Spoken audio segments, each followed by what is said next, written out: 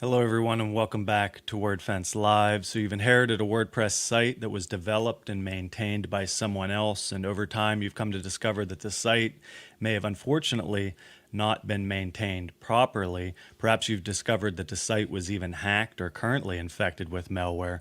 When the dumpster fire fumes from a poorly maintained project are overwhelming, the question is then, where do you even start? Well, I'm going to have Ram Gall on the show today, and we're going to go over some strategies for successful rehabilitation of your WordPress site. Stay tuned. We're going to dive in a moment.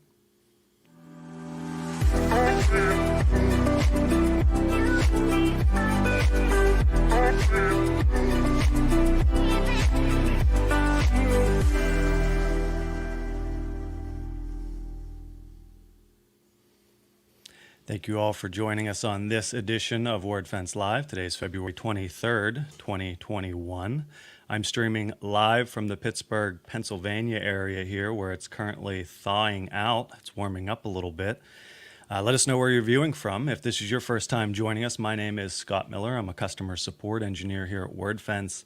In a few moments, I'm going to be joined by threat analyst Ram Gall. Today's topic, as I mentioned, is rehabilitation. You can think of today's stream as an intervention of sorts, but we're talking about WordPress site rehab and what to do when you've inherited a WordPress project from another developer.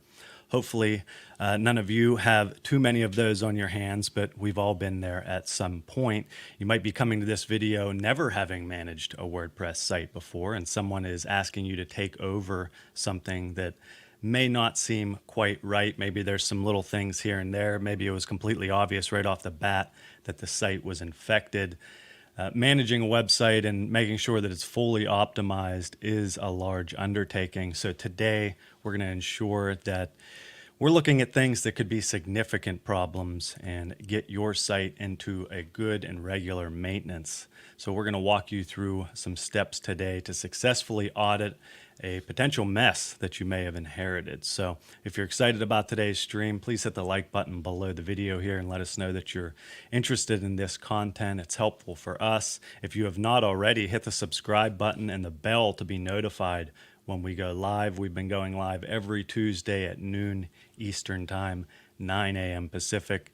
As usual, we ask that you don't post anything sensitive in the comments. This is broadcasting to YouTube, so those can be seen openly. If you have anything specific to your site, maybe your site has been compromised, you can send us your question at feedback@wordfence.com and use the subject line Wordfence Live there.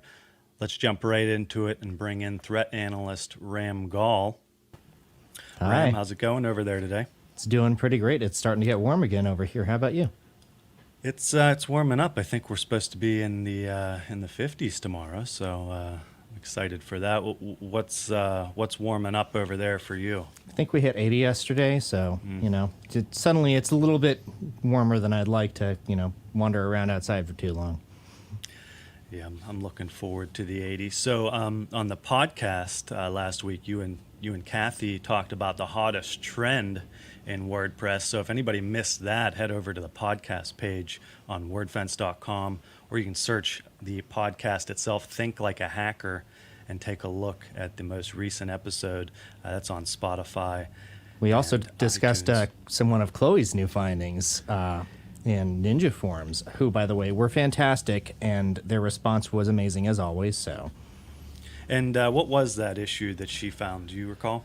There were actually a couple of issues. There was a cross-site request forgery, but the most pertinent one was basically something that allowed someone with like subscriber capabilities to set up a separate email plugin and to gain control over mailing on the entire WordPress site and basically gain an OAuth token for it. Now, this did involve paid capability, so an attacker would really have to want it, but for a high-value target, it was definitely the kind of thing where you could, if once you have access to the emails that get sent from a site, you can reset an administrator's password and change it to something you want because you have access to the password reset link.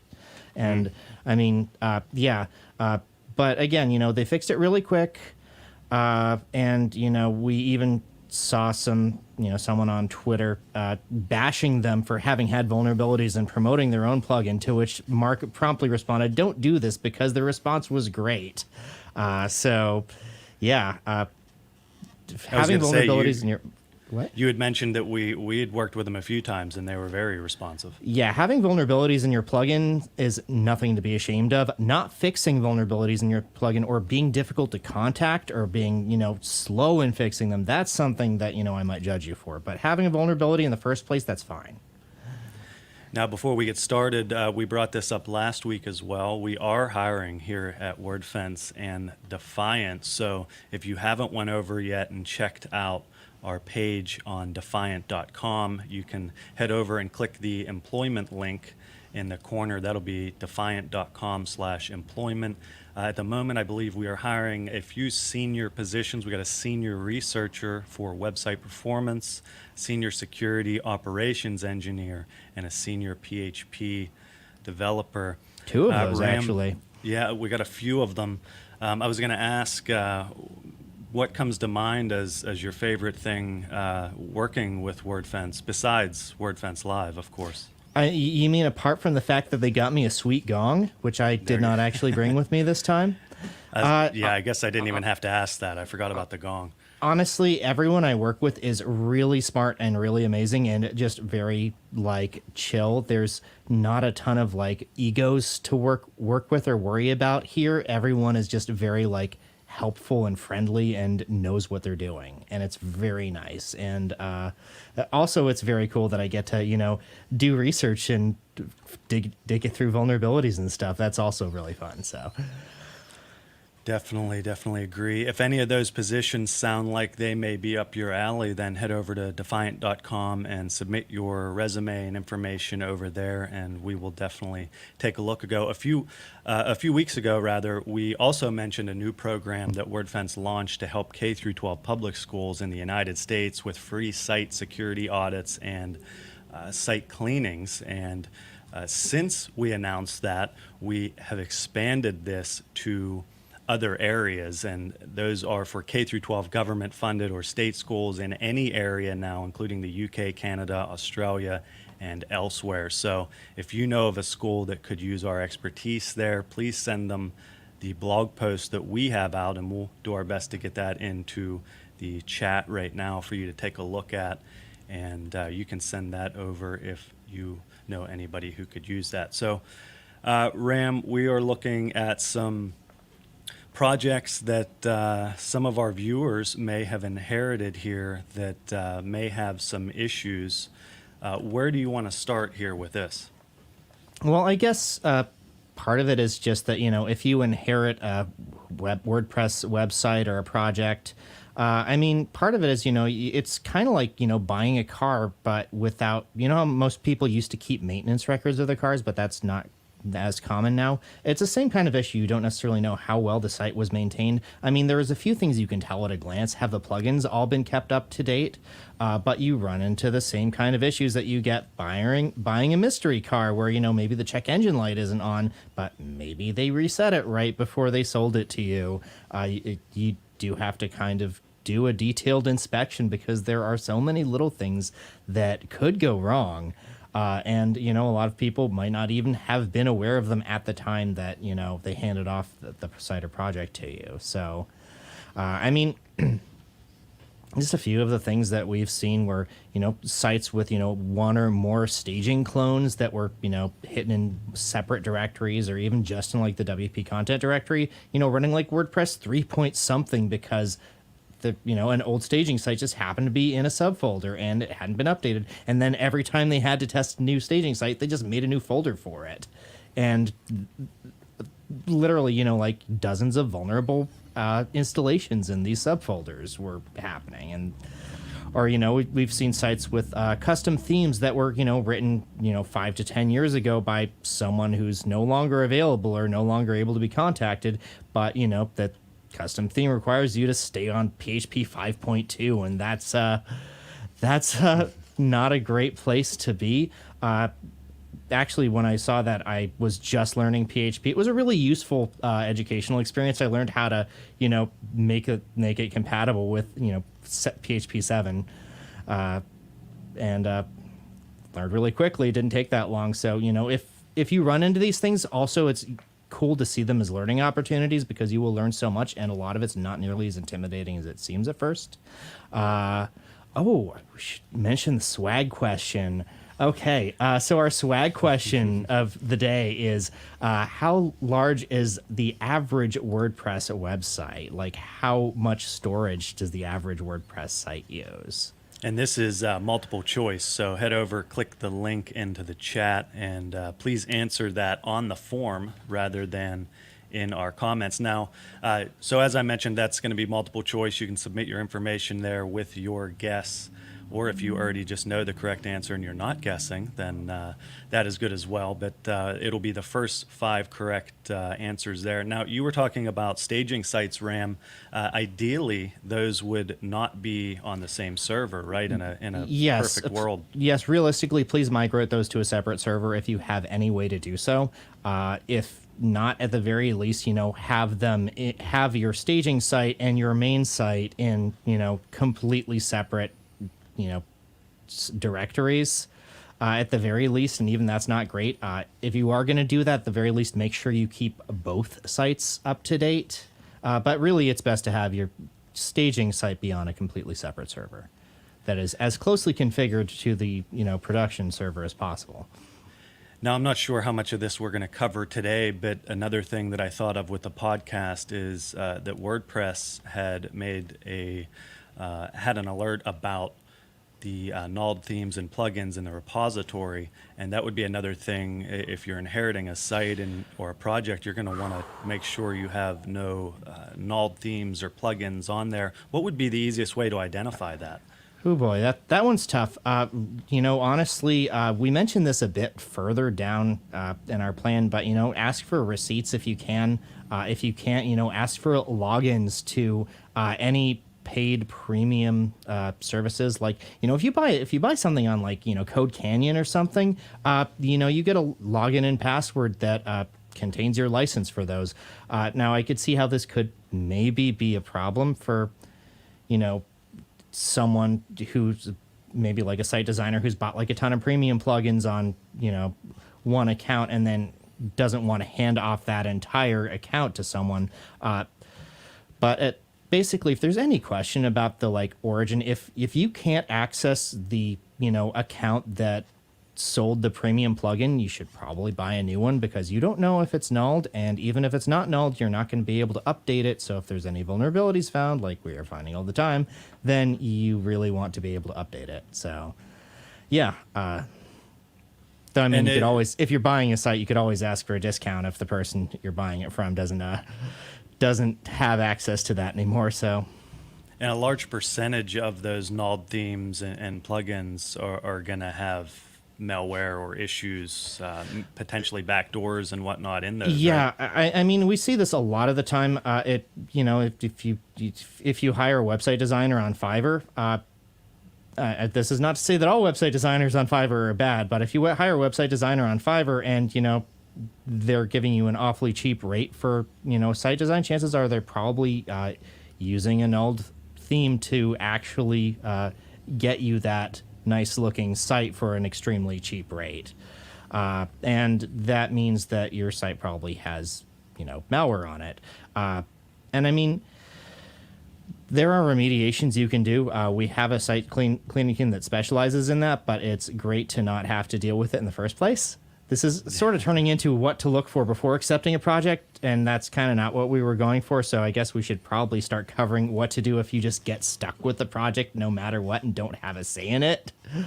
So what's the first thing you're looking at? You get a new site and you're not sure of what you have there. You're not sure of what you've just been given. Where are you looking first?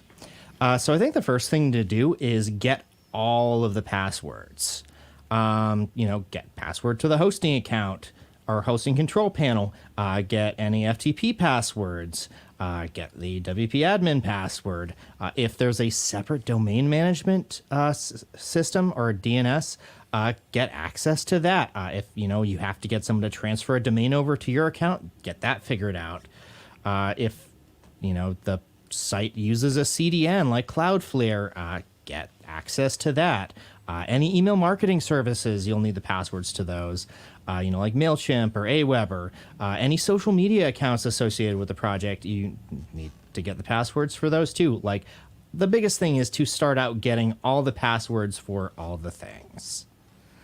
Because once you've got those, then you can start actually seeing into the site. And at some point, you're probably going to want to start changing those, right? Or at least using Wordfence, you're going to be able to tell if potentially some of the passwords on your site have been used in or are part of a breach, which would definitely be a time to change it. Yeah, well, I mean, one thing about getting all the passwords is that you can see if they're using the same password on multiple services, which, I mean, you should change all the passwords anyways, but if that's the case, then you should definitely do so right away and use a password manager to use it to set up a unique, strong password for each different service. But that does bring us to the next thing you really want to do, which is basically an audit of all the users that have access.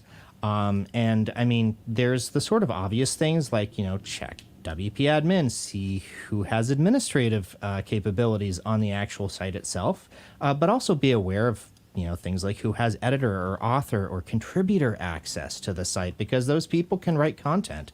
And, sometimes, you don't want to leave a door open to someone who might be able to, write a malicious blog post or stick some stored XSS into the site using a zero-day vulnerability. In addition to that, though, it's a good idea to check the WP users table in the database just to see if there's any users that were added through abnormal means, though the Wordfence scanner does also tell you if that's going on. So that's a good start. Though, again, there are also malicious plugins that can hide those users even from that particular section of the scan, but the actual malicious code in them will get caught by the scanner. So we'll get to that. In addition to that, you want to do things like check for extra FTP users, check for if you have SSH access, check for any public keys on the server, remove anyone else's public keys from the server, especially for the root user. Probably want to disable root user password access. But yeah, make sure you remove everyone else's public keys and only put your own on the server. Make sure that no one else can access the server via SSH. Make sure that any WordPress users that shouldn't be administrators aren't administrators. I mean, basically see who has access to what and make sure to revoke access to anyone who doesn't need it anymore. That's a good baseline. Yeah, I was going to say, you're probably going to notice right off the bat there may be at least one other administrator if this were recently being maintained by somebody, so that would be a good time to go through. Now, in a past show, we've talked about auditing your site. So with regard to these steps, if you go back a few months here on our YouTube channel, I believe we had an episode where Ram and Chloe walked through some steps to audit your entire site. And what we do is we go off the Wordfence audit itself. So if you head over, we have an audit page, and there is a sample report there. So you could always use that if needed to sort of just as a big checklist to go through what you're seeing on the site and go through and audit that. So we've talked about getting your passwords, making sure everything is good there, taking a look at the users and the roles on your site. Now, And JE from Canada brought up a good point, which is, when you inherit a project, you can't always get all the passwords. So, when in doubt, if you can start with like the SSH password, that would be the one to get, because once you have that, just like an attacker, if they can, own the box you're on, they can take over everything else. If you have the SSH password, you can typically, add WordPress users for yourself, typically update, database information if necessary, change FTP users, all that. So if you can start off from, if you can get the access to an account that actually has a lot of capabilities, you can usually go from there. now let's talk about domains there, Ram. What's important to look at with regard to the domain whenever you get a site? I mean, bear in mind that, sometimes people have domains with different registrars or with different DNS. So it's important to be aware of, also there will be like mirrored domains where there will be a second domain that points to the same site, and all the links might break if you update. So it's kind of important to get all the domains into one basket if you possibly can. And to maybe look for evidence that, images are being served from, a secondary domain, that kind of thing. Chris mentioned, and it's a good point, and Yes. it leads right into what we're going to, right, Ram? Don't forget to back up before changing anything, and that goes Yes. pretty much with anything, right? Yes, once you have access sorted, back up. Literally back everything up. Make sure that the backup can be restored. Make sure that's not a corrupted backup. And it's also a great time to, set up a staging site on a separate server where you can test any changes, especially if the site is in really bad shape. You probably want to have, a working copy and then a, standing copy. So it's also a good time to set up backups that happen regularly, every day, every third day, every week. There's a number of different schemes you can use. I do like the whole, incremental backups every day or every 3 days and then full backups every week scheme, since that seems to, keep a relatively frequent schedule while not using too much space. And if you have good backups, that makes everything else a lot easier, because if your site gets infected, as long as you're not restoring an infected backup, you can just restore a clean backup and update everything, and you should be good. Now, I recall on a past stream, you and Chloe mentioning that something that's often overlooked is testing your backups. It's one thing to set up a system to back up, but if you don't know that it's working, you may end up in a bad spot, especially if you make a bunch of changes.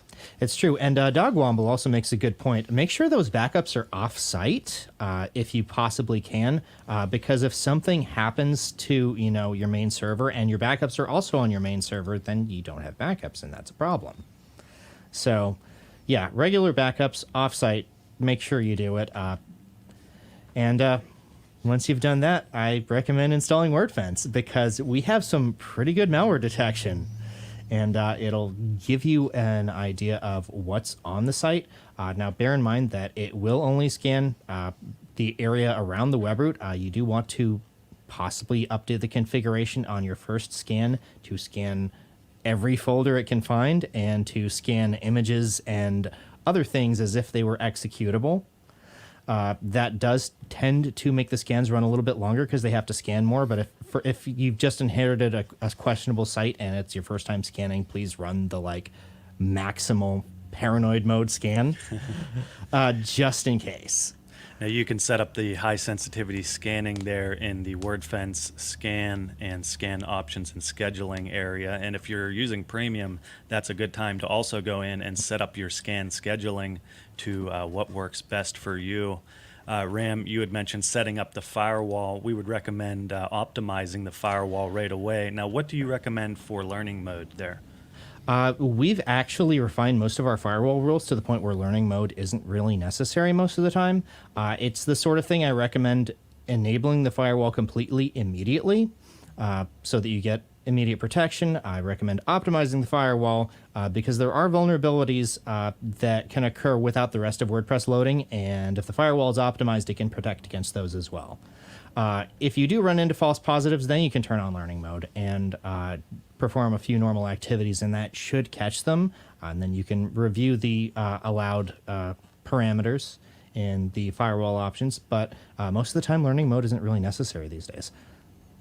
Yeah, anytime that I typically recommend learning mode, it's just for a short time, just like you mentioned, to reperform the actions that may have been getting blocked and get those allow listed there. Then you can head back and re-enable the firewall. So we talked about some of what you're going to see. Now, one thing we didn't mention is to get the site on Central, right? And we talked about Central at length on a recent episode here. So if you don't have your site connected to Central yet, maybe you're not sure how to get it connected, Central gives you the option and the ability to monitor multiple sites in one location. With Central, we would recommend getting your site added on there, right, Ram? Definitely. Central definitely makes life a lot easier, especially if you're managing multiple websites. So we do recommend doing that. And I mean, once you've got that done, we recommend doing like a full security audit. I mean, we do sell a service for security audits, but we do also have a sample report if you want to take a look at the kind of stuff we look at and you feel comfortable looking at the same kind of stuff.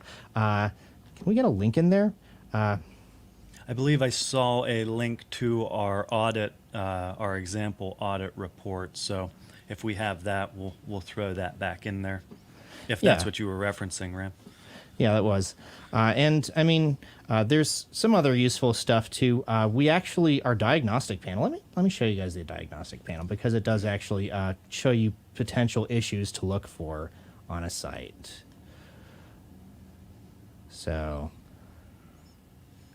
as you can see on my own site that has not actually been updated because I am very good at security, you can go to Wordfence Tools, Diagnostics, and kind of get a sense for what things might be troublesome. Also shows you useful info like database version and PHP version. I should update that soon, though it's not yet at the sort of, oh gosh, it's terrible stage yet.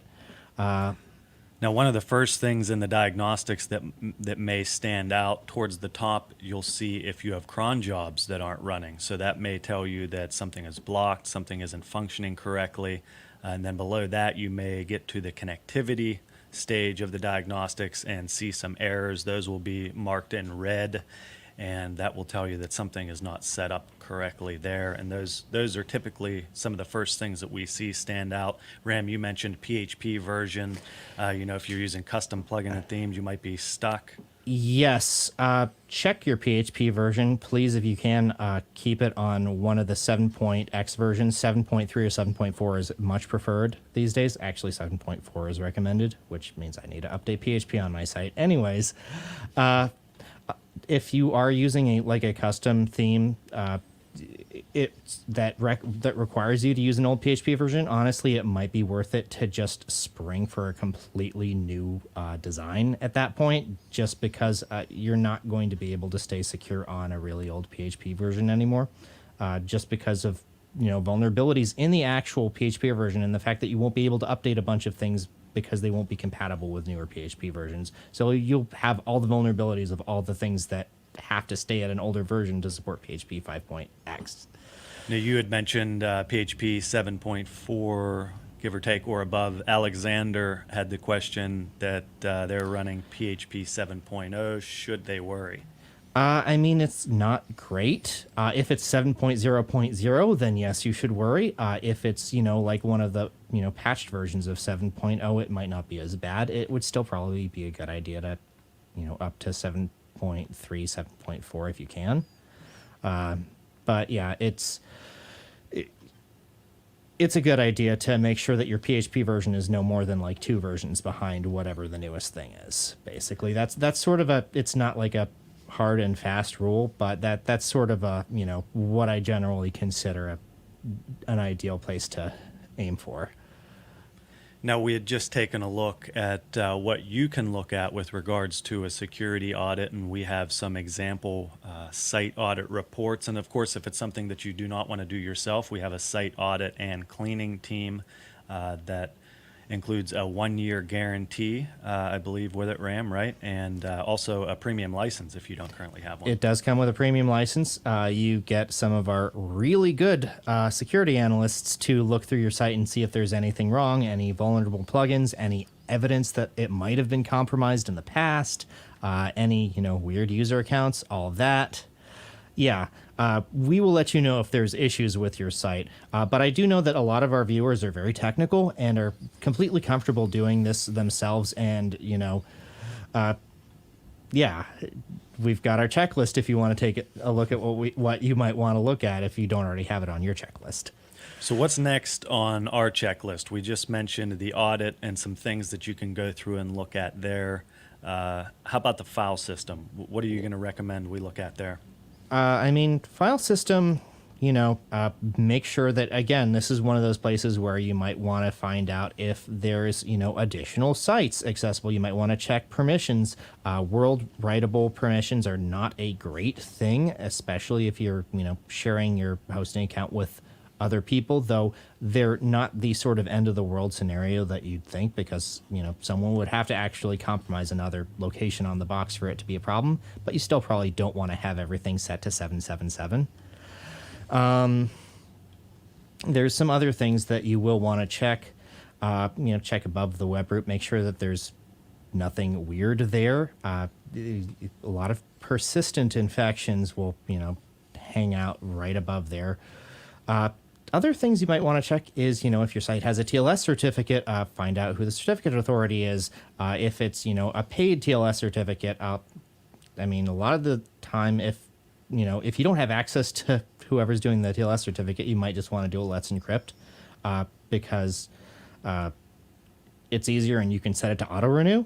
And honestly, expired TLS certificates definitely are a big cause of downtime. We've seen some fairly large companies suffer from issues with that recently. I think GitHub had an outage that was caused by an expired TLS cert, and I know that a few other big companies have recently as well. So, you had mentioned taking a look at the file system in general for any other applications, and we've seen cases where somebody will copy and paste over to back up a site, and it's still sitting there, running PHP, and they're getting twice the amount of alerts, and they're not sure where those are coming from. So, if you're not sure how the person was maintaining the site, that's something else to take a look at. You may have multiple copies of the site running there and not archived correctly. So, another thing to take a look at there.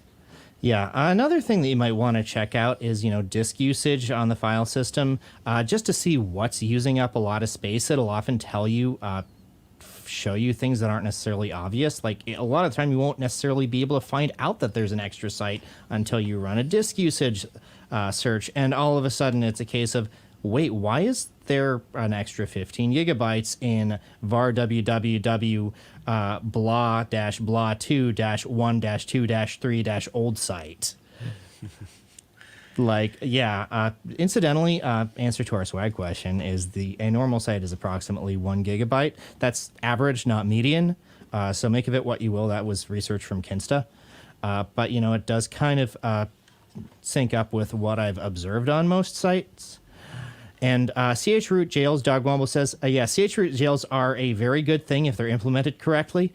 We have occasionally seen cases where they're not implemented correctly with a few hosts, and reported them to those hosts. I think it was a couple years ago that some of the one of the major hosts, we reported an issue like that with, where there was basically cross-account file access, and people could access the contents of WP config files in other people's accounts. So yes, when you implement that correctly, please don't ask me how, it works very well. It is a very good way of doing things, but you can't necessarily count on your shared host to do so in every case, though they've gotten better about it.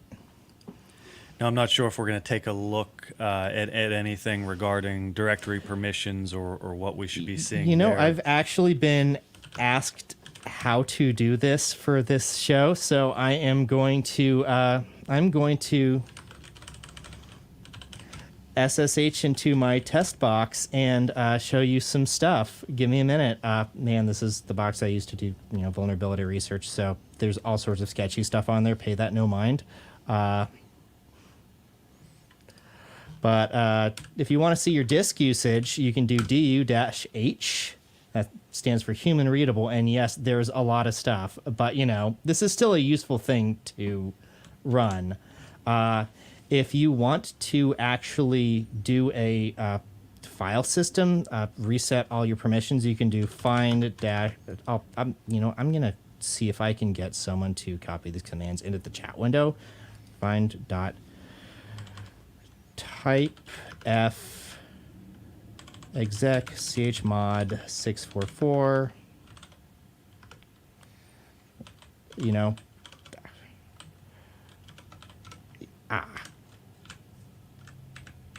Close. It's single dashes for the flags. There we go, and that'll reset all your files to 644, and then you can do type D exec chmod 755, and that'll reset all the permissions on all your directories to 755. So I'm going to get these copied and pasted and see if I can get someone to put these in the chat window. Another document I was going to bring up, WordPress specifically has a, you can search on Google for hardening WordPress, and you'll see a WordPress.org article that goes through some of the permissions that you may want to set up there just to make sure the site is locked down. So that is another thing to consider as well. It is. Anyways, once you've taken a look at the file system, and yes, Chris Johnson, thank you. That is a very useful tip. It lets you look at depth 1 from current level so that you don't have to go through the enormous sort of block of stuff. But still, sometimes it's not necessarily a bad idea to kind of get an idea of how big everything is if you're willing to spend the time. So to this point, we've talked about getting all your passwords and doing a user and role audit. We've talked a little bit about domains and went in on backups. We're talking about auditing a little bit here in the file system. We're going to get back into auditing and talk about themes, right, Ram? Yep. So, I mean, one of the things you want to make sure, find out if your site is using a child theme. Make sure that the parent theme stays up to date. If it's not using a child theme and the theme has been customized, it's a really good idea to split out those customizations into a child theme. There's a number of plugins like Child Theme Creator that will assist with this. Don't leave them installed after you've split off the primary theme from the child theme. But yes, if there's a child theme, update the parent theme. If there's no child theme and there's modifications to the theme, split it off into a child theme. You will thank yourself so much later. For anybody who's not familiar with child themes, is it just a good way to modify the parent theme there, or why are those typically used? So basically, if you make custom modifications to a theme, every time you update the theme, you lose those modifications. And this is kind of a bad thing because you want to keep those modifications, but you also don't want to not update your theme in case there's, vulnerabilities or bug fixes. So you could, make a diff and, apply a patch manually every time you update. But that's kind of a pain, and some changes to the theme might not actually support that patch. Or you could just make a child theme, and that just takes most of the modifications you'd want to make and keeps them in a separate folder. Destructive Burn asked about Softaculous and Installatron site backups to Google Drive. Yes, those are both great options. I'm not going to recommend a specific one of them, but they're both, offsite backup options. They're great. There is a number of different backup solutions. Most of them are good. How can you tell if a theme is a child theme if it doesn't self-identify as a child theme? I mean, it's going to. It has to. If you look at the CSS file, it'll basically say, I believe, child of, or it'll show the parent theme in the CSS file. So yeah, child themes need to identify as child themes. And something we talked about a little bit earlier is as far as, are you using premium themes? So that's another thing to take a look at, right, Ram?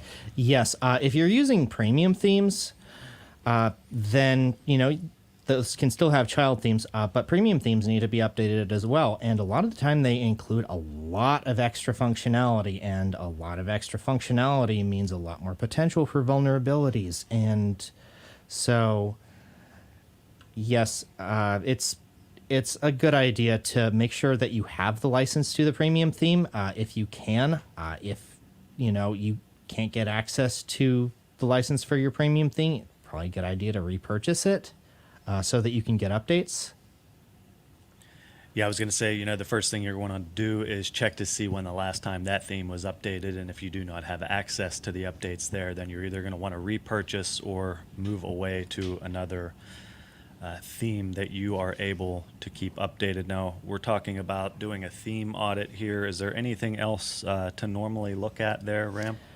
Make sure that you don't have any other extraneous themes. Like, it's not a bad idea to have, the 2020 or 2021 theme installed as a backup in case something in your theme fails, because if something in your theme fails, WordPress will automatically revert to one of the base themes that come with it. But you don't need to have every single base theme for the past 10 years, and you don't need to have, 5 of the themes that you tried installing before you settled on the one you're working with. So delete all the themes you're not using except for maybe one 2020X theme.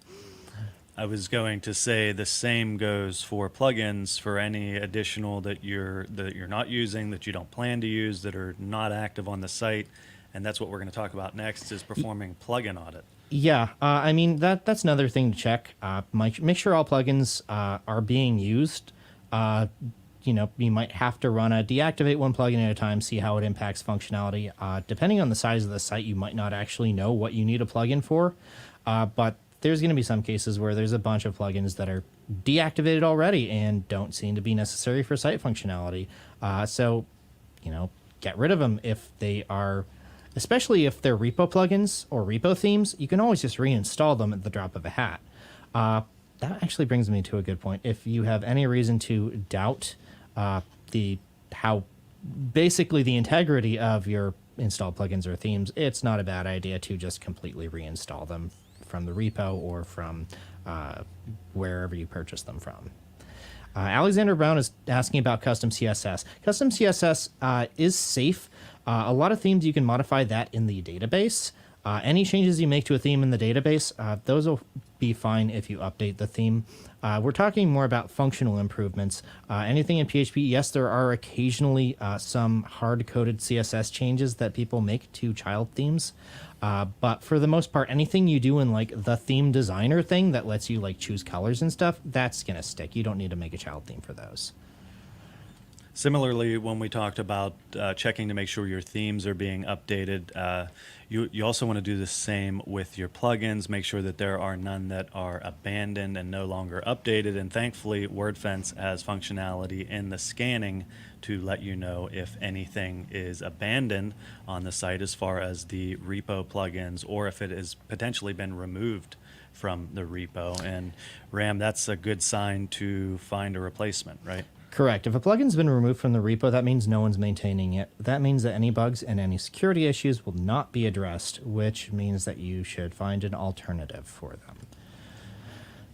Now, sorry, go on. Oh, no, I was going to say we're going to take a look at the database next, but is there anything else you want to cover with regards to plugins and themes? Check the file system. Check for, multiple copies or what appear to be multiple copies of the same plugin. We've occasionally seen malware hiding in, plugin name -1, plugin name .1. Sometimes that just means someone has manually disabled a plugin, but sometimes someone manually disabled the plugin because it was infected and they just sort of left it there.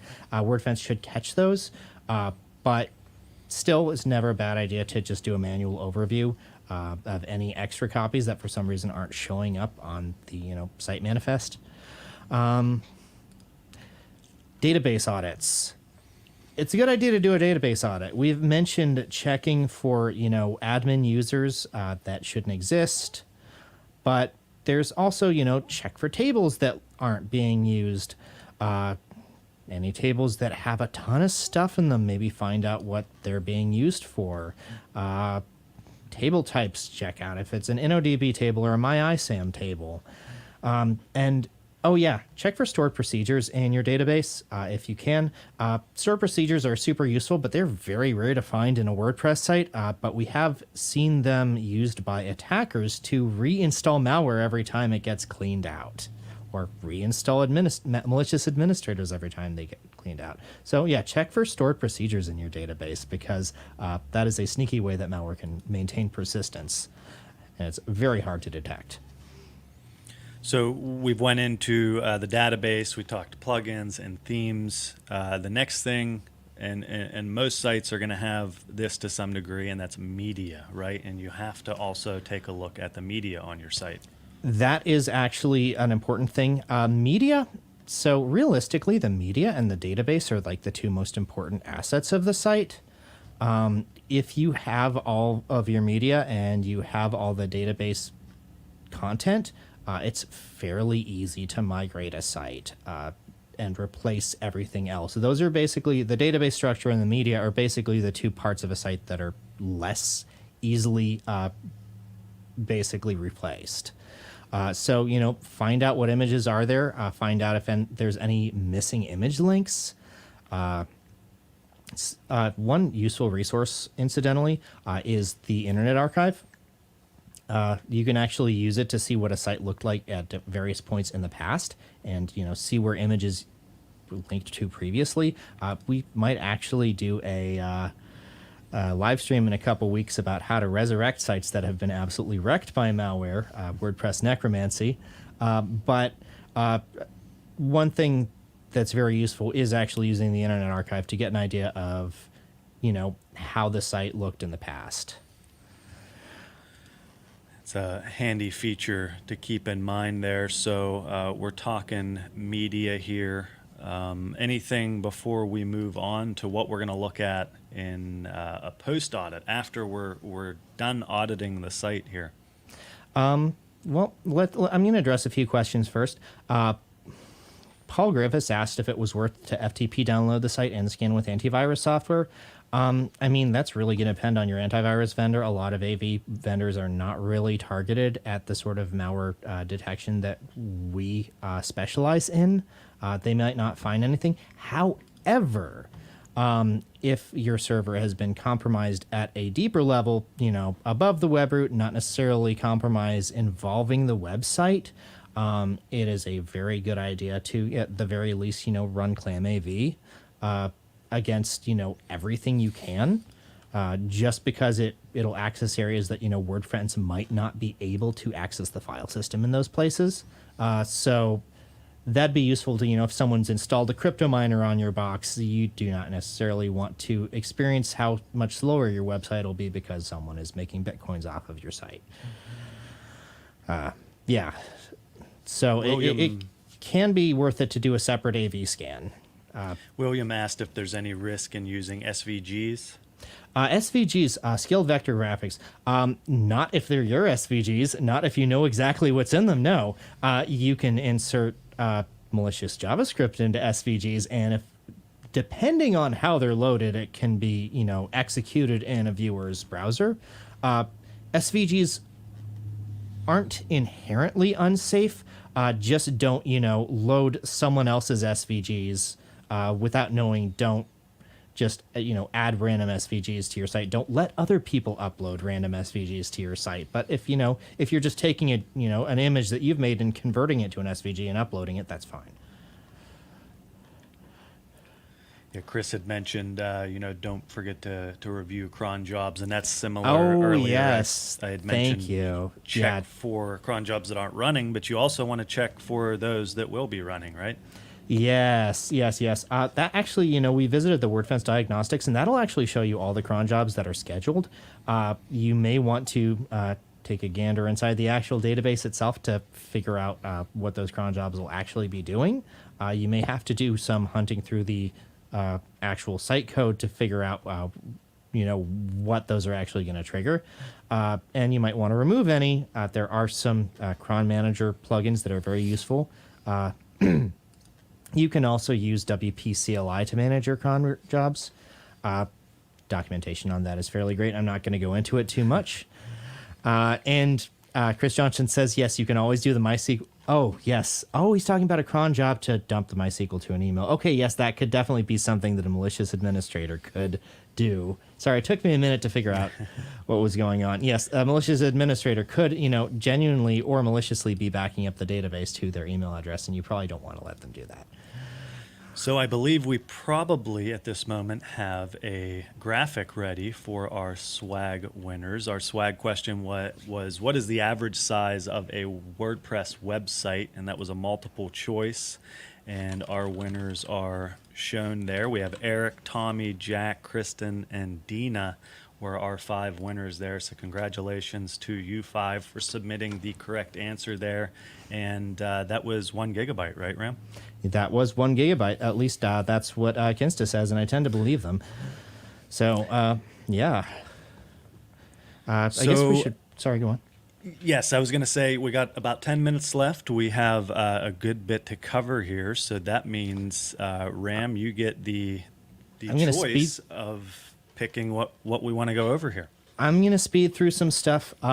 Check any posts, make sure that there's not any that have a huge number of revisions. Sometimes, a site will become defaced, and instead of, reverting to a clean revision, they'll just replace the defaced version with a new copy.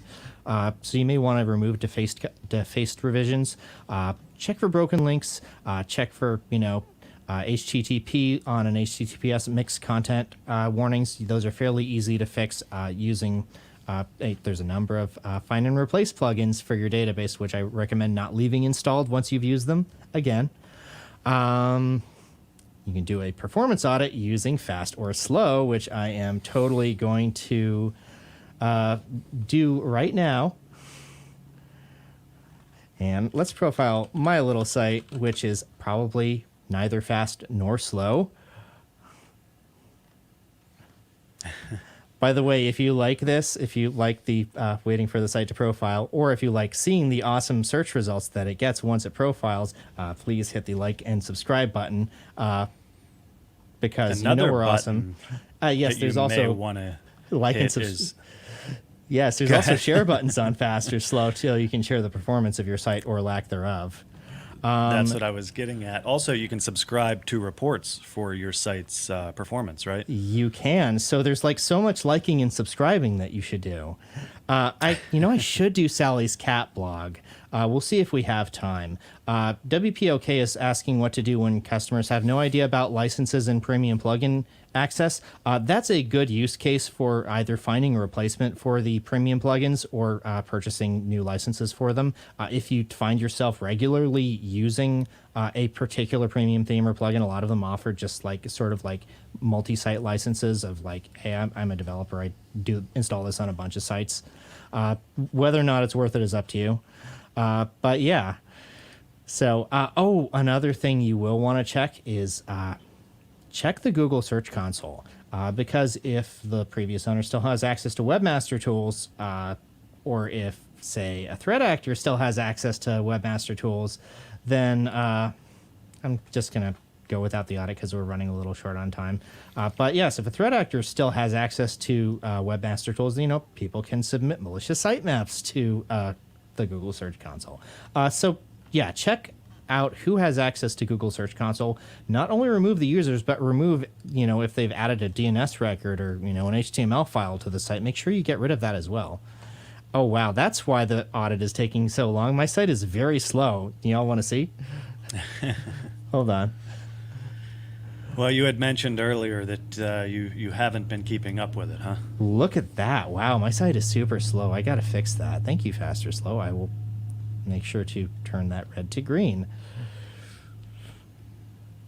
Yeah, so there's your option to subscribe to the reports at the top there. And if you're just taking over a site, it's a good idea, especially if you're going to be working on these metrics over the course of a few weeks or a month. You'll get some reports there and see how you're doing. Now, another thing that we were going to talk a little bit about is managing a site that's having issues such as white screening. And one of the things we would recommend there is taking a look at error logs. But that was another thing that I'm not sure if we had brought up, Ram, is to make sure that you have error logging enabled. Oh, yes. Yes. Turn on WP debug, but more importantly, turn on debug logging. Actually, you can turn on the logging and turn off the debug display, which is how I'd recommend doing it.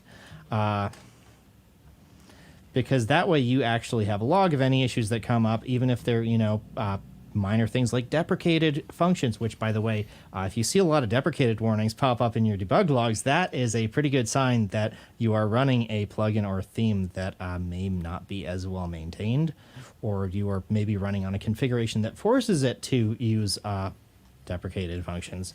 So, yeah, turn on debug logging especially on your on your staging site, but even on a production site, if you turn off debug display, then you're not leaking any information, though the debug log is still accessible to the world unless you set up an HT access rule to deny access to it, which you can do fairly easily. But it's good to keep track of anything that might be going wrong on the site. You're also going to want to make sure the access logs are recording as well, and some hosts configure those differently and give you a different amount of time for those. So when you first get the site, that might be something that you look at over there. Now, Ram, you said your site's having some issues, and you also teased earlier that we might bring a broken site back from the dead in a few weeks. I'm not sure if that'll be your site. I hope not. I think it's to that point. Yeah, my site's not that broken. My site doesn't have enough content on it to be that broken. Yeah, we may have to. Maybe Sally's cat blog will have some issues over the course of the next few weeks, and we can bring that back from the dead. But that is something that we may do here in a few weeks. Now we just have a minute or two left, Ram. Anything else before we get ready to clock out here? I mean, a lot of this is stuff that, we've got a lot of technical viewers. Most of you already know most of these things. Some of you may be familiar with some of these things, but not others. And again, even if you already know this stuff, it's good to have, a checklist of, stuff to check, even if, if you already know it. And if you don't know it, well, new stuff to learn, right? Go then. Yep. Yeah. And we have, as we mentioned a few times, we have the good checklist over there from our site audit report, the sample site audit report. So check that out. Maybe you're interested in the site audit specifically, which we would carry out for you, and that is a great option. Circling back to when we went live earlier, another mention that we are hiring currently, and we have a few senior positions over: senior researcher, website performance, senior security operations engineer, and I believe, as you said, Ram, 2 senior PHP developer positions that are open. So, as I said, if that seems to be up your alley, then go ahead and send over your resume there. We would love to take a look and get back to you there. We talked about the podcast. You can check that out typically each Friday, and it's usually Ram and Kathy's. Sometimes we have Mark on there, so you've seen Mark, Ram, and Kathy here on Wordfence Live. So those are always really fun to check out, and typically they're between about 10 minutes and a half hour, so they're quick to get through on your drive to work there. You can listen to that. That's on Spotify and iTunes. Thank you, Susan. Thanks, Susan. We're happy that you stopped by today. So another thing, Ram forgot his gong today. So if you hit the like button and we get enough likes, then Ram will bring the gong back next week, and we'll get another gong showing. Like I believe we had a couple last Tuesday, right? With Chloe had talked you into bringing the gong on the show. So she's really good at talking people into stuff, like all those links that we've both clicked, and all of a sudden there's a mysterious hacker on our site, and I don't know what's up with that, but there's not going to be a new administrator on your site, I swear. Yeah, I've been there and done that. So yes, and if you're not subscribed already to the YouTube channel here, go ahead and subscribe. You can hit the bell. You'll be notified each week when we go live. We go live on Tuesdays. I wonder if we could do like a custom YouTube skin where we replace the bell with a gong. I don't think that's actually possible, but that'd be really cool. Maybe if you use something like a Grease Monkey browser plugin. We'll look into it. Yeah. But we will have the gong next week, so go ahead and subscribe, hit the bell. You'll be notified right before we go live, and you'll be ready for it. In a few weeks, as we said, we may bring a site back from the dead. Maybe you've got a site that's just so badly broken that you're not sure. And you're going to get Ram's horror movie voice as well. Last but not least, head over to wordfence.com, go down to the bottom of the page, and check out the link to our mailing list. If you want to be the first to hear about the new vulnerabilities that Ram and Chloe and the rest of the threat intel team are finding, and you want to be the first to get your site safe from those issues, go ahead and sign up for the mailing list. You're not going to hear a lot of noise from it. It's just the major issues that we're finding, and you can head over and read about it on the blog. Ram, anything else? Just it's always a pleasure to be here with you guys and have you guys watch us. So I appreciate it, and we'll see you next week. We appreciate it. From all of us here at Wordfence, we hope you have a good rest of the week, and we'll catch you next week. Thank you, and see you next time. Bye-bye, everybody. Bye.